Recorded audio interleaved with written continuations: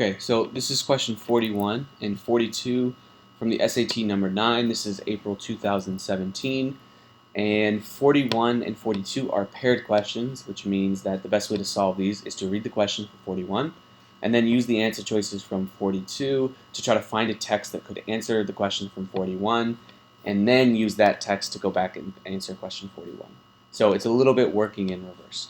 So question 41 says Henry would most likely have responded to Pendleton's claim about the members of the convention by asserting that they did something. So every now and then you'll get a question like this. It's not only with paired questions, although I think it's more common on these. I'm going to have to look at that.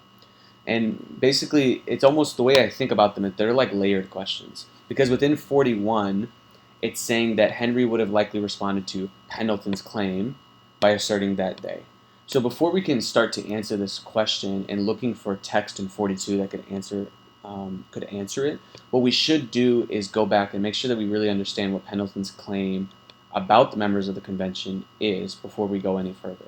So there's sort of an extra step that we need to do. So if we go back to the passage, we're going to look for what does Pendleton would claim about the members of the convention.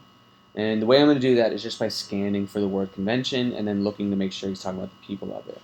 So here he says, but the power of the convention, this is line 65, but the power of the convention is doubted. What is the power? To propose, not to determine. This power of proposing was very broad. It extended to remove all defects in government. And here we go. The members of the convention, who were to consider all the defects in our general government, were not confined to any particular plan. So what he's saying here about the members of that convention, he makes a point about them within this whole, this little group of sentences here. And his whole point here is questioning and harking back to passage 1, but he's questioning, he's saying, you asked what is the power of the convention, and he said, here's what the power is. It was to propose, not to determine, meaning that it wasn't only just to criticize and make amendments, but also to propose something entirely new. And he says that this power of proposing was very broad. It extended to remove all defects in government. And they were to consider the defects in our general government. They weren't confined to any particular plan, which is basically saying that they're within their rights to not only amend the Articles of Confederation and fix them, but also to propose this entirely new form of government. And this is harking back to passage 1, and this is where general comprehension and general memory of what's going on in the passages is going to be pretty important. Because in passage 1 here, Henry makes this point that he says the Federal Convention ought to have amended the old system. For this purpose, they were solely delegated. The object of their mission extended to no other consideration. So his point is that basically they did too much. The Confederation or the Convention was only meant to amend the Confederation, not to create something entirely new. So this little bit here is going to make sense, and it's going to relate to 41, which is asking about Pendleton's claim about the members of the convention. So what we should do now is let's look through the answer choices for 42, and we're going to look for any sort of answer choice that's going to talk about how Henry might have responded to Pendleton's claim. So really anything that Henry says about these members of the convention. So lines 6 through 10 say, and here I would make this inquiry of those worthy characters who compose a part of the late Federal Convention. I'm sure they were fully impressed with the necessity of forming a great consolidated government instead of a confederation. So this is about the members of the Confederation, but I don't think this gives us any evidence for how Henry would respond to passage 2. Because the only thing that he's saying here is saying, yeah, I'm pretty sure they believed that they needed to create a consolidated government instead of a confederation. I'm sure that that's what they thought.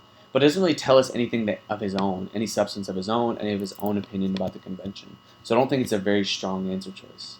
Then answer choice B quotes lines 11 through 13, which says down here that this is a consolidated government.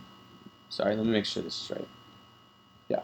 That this is a consolidated government is demonstrably clear, and the danger of such a government is to my mind very striking. So here he's just sort of clarifying his last point, right? His last point was saying, I'm sure that they thought they were supposed to make a great consolidated government, not just this new confederation.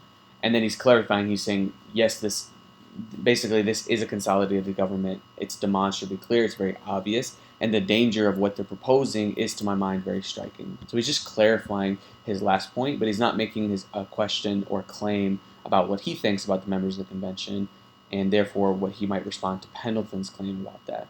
So A and B are both out in my book. So then 39 through 42 says, where are we at? Here, the Federal Convention ought to have amended the old system. For this purpose, they were solely delegated. The object of their mission extended to no other consideration.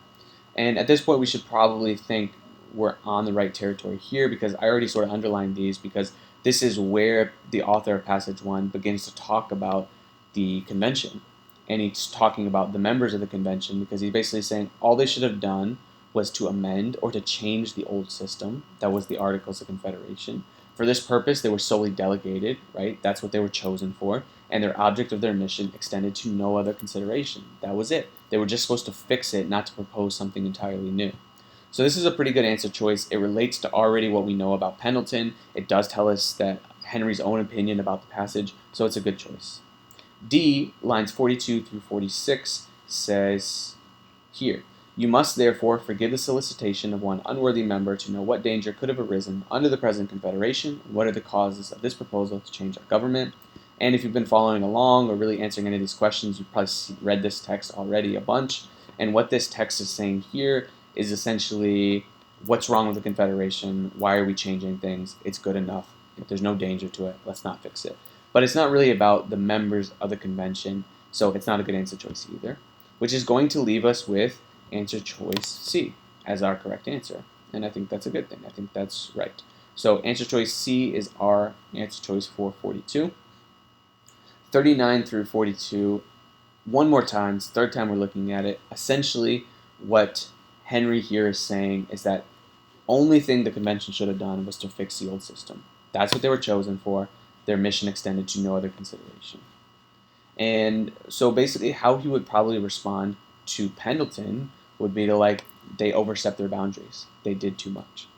So answer choice A for 41 says they did not sufficiently address the defects of the Confederation. And this is not really how he would respond. Answer choice A is almost saying they didn't go far enough. They didn't do enough to address the defects. And that's not the point that Henry makes in Passage 1. The point that he makes is that they did too much. They overstepped their boundaries. So we're not going to answer, or answer choice A is not our correct answer.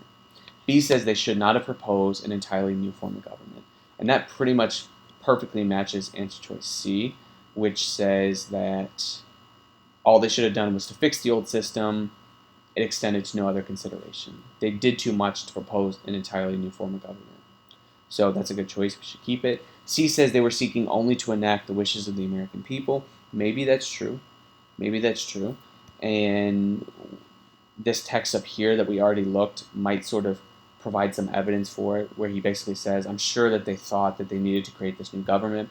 The problem is that he doesn't explicitly connect it to the wishes of the American people.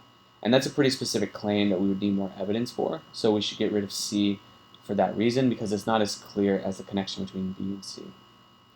So D says that they failed to understand the danger of taking no significant action. And this is sort of against the spirit of what he's saying again. This is almost saying you guys didn't do enough. You failed to understand that if you didn't take significant action, something dangerous would happen. But his criticism is that basically there is no danger, so why are we changing things? That we're doing too much because there is no danger. So D is not going to answer that. It's not going to match that, so we get rid of D, which is going to leave us with answer choice B for question 41 and answer choice C for question 42, which are our correct answers.